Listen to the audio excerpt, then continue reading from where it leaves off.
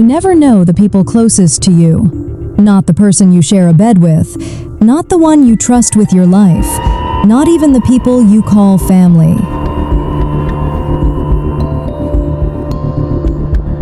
For years, I thought I knew him. Quiet, observant, caring, in his own way. But that was a mask. A character, rehearsed, perfected, and I never noticed. Because monsters don't always break down doors. Sometimes they kiss you goodnight.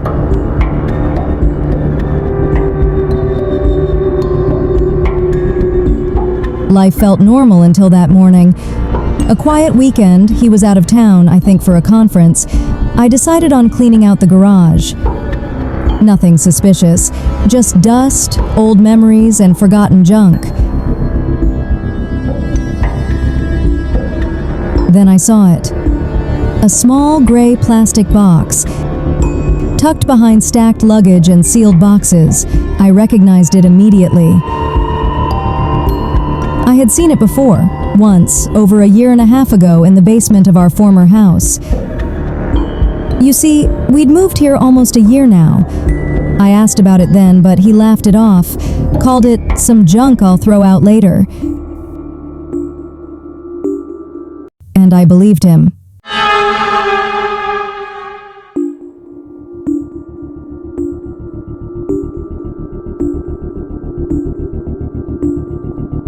Seeing it again, here, not thrown away, made something inside me tighten. Why was it here? Instinct whispered, "Do not open it." But why would he lie to me? I thought to myself. Hubby never lies to me.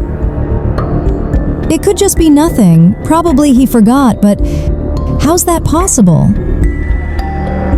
I kept asking myself, going back and forth on what to do.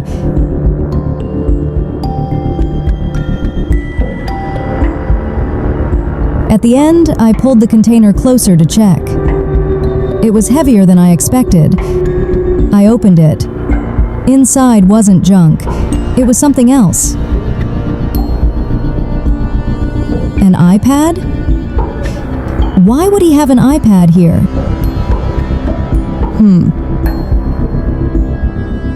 I tried powering it, and it did come on, but it was password locked. I tried his password that I knew, but zilch. Back inside the container, I saw 2 different USB drives. At this point, a lot of questions were racing through my mind. I thought maybe he's into porn and is too ashamed to tell me. But why would it be this sophisticated? I mean, a freaking iPad and 2 large storage capacity thumb drives?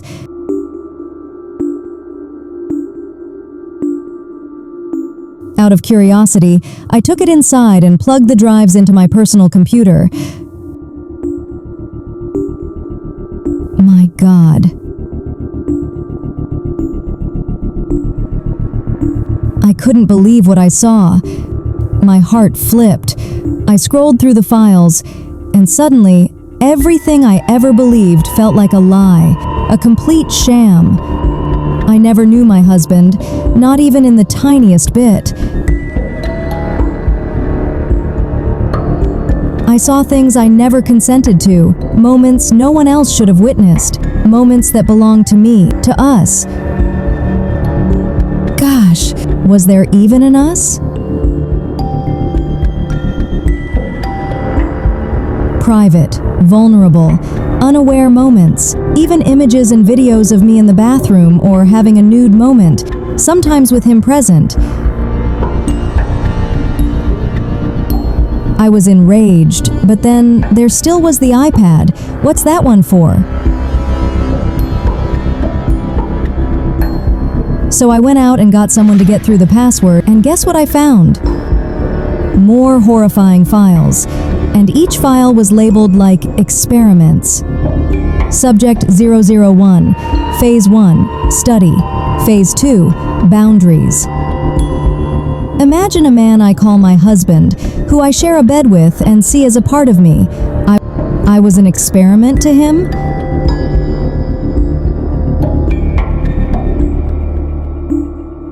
I didn't know that was just the beginning of my nightmare. I saw another folder. The title alone froze my body. New subject, T. That letter, it was her initial. Someone I loved more than anything. Someone who trusts our home blindly, who lived under the same roof. Our daughter? My daughter?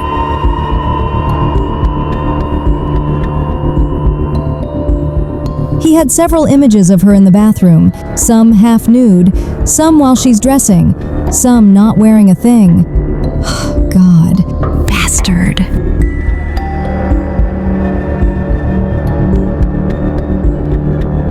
I felt ashamed. I felt I failed my daughter, but how did I miss it all these years? How did I not notice the monstrosity in the man I married and had a child with?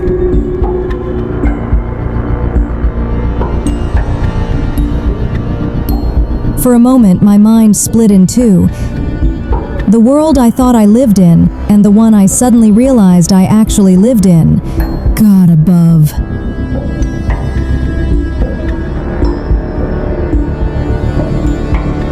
Just when I thought it couldn't get darker, I found a site he visited frequently with threads of messages from dozens of men sharing methods, cameras placements, recording angles, emotional manipulation tactics. He wasn't just participating, he was teaching and recruiting. He called it the inner house, elevating control. Even worse, they sold the videos online. He mentored others into selling videos of their spouses for money?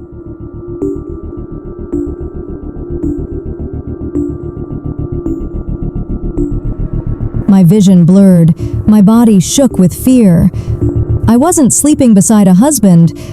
I was sleeping beside the devil in human form. Was he even human? This goes far beyond wrongdoing. It is the very peak of animalistic, heartless, and inhumane behavior. Brutally disgusting, savagely cruel, and shockingly inhumane. I couldn't even fathom it.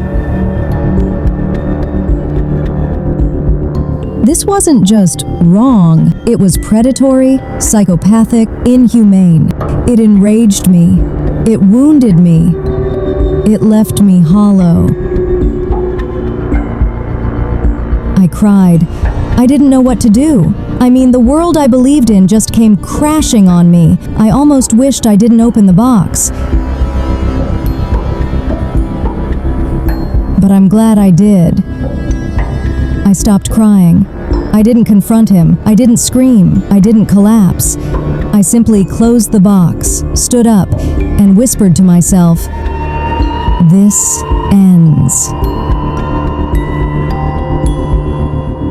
I deleted every file involving my daughter, thankful he hadn't sold that to the highest bidders yet.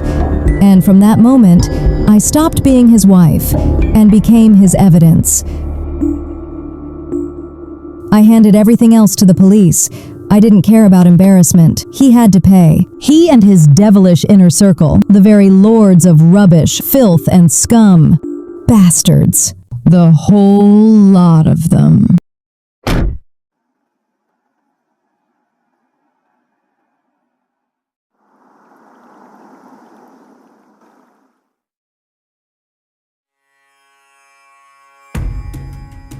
Some stories shake you, some scar you, and some remind you why we must never look away. What this woman uncovered was not just betrayal, it was a violation of humanity, trust, family, and safety. A crime committed not by a stranger in the shadows, but by the man she shared a home, a life, and a child with. And sadly, cases like this aren't fiction.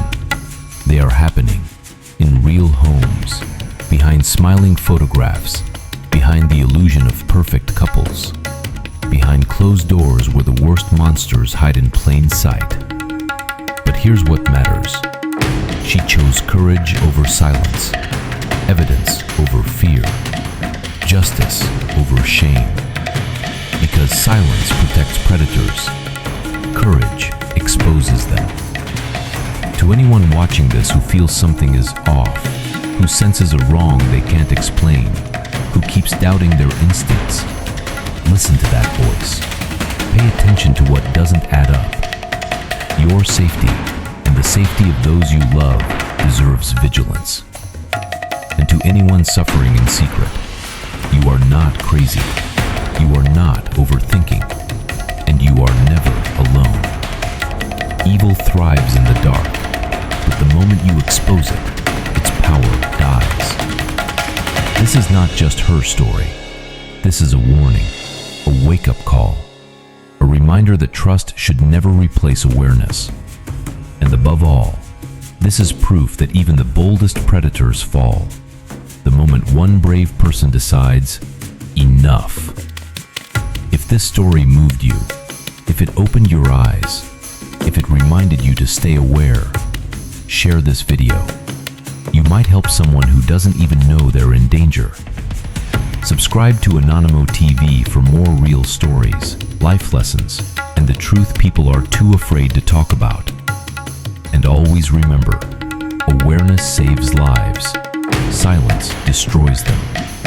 Stay alert, stay safe, stay empowered.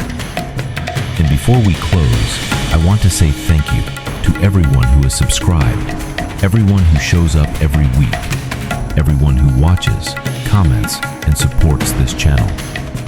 Your consistency is the reason Anonymo TV keeps growing. Your engagement is the reason these stories reach the people who need them most. I see you, I appreciate you, and I'm grateful for you. Wishing you a peaceful, restful, and safe weekend. Take care of your mind, your spirit, and your space. And as always, I'll see you next week Friday. Same time, same place. Stay alert, stay aware, and stay blessed.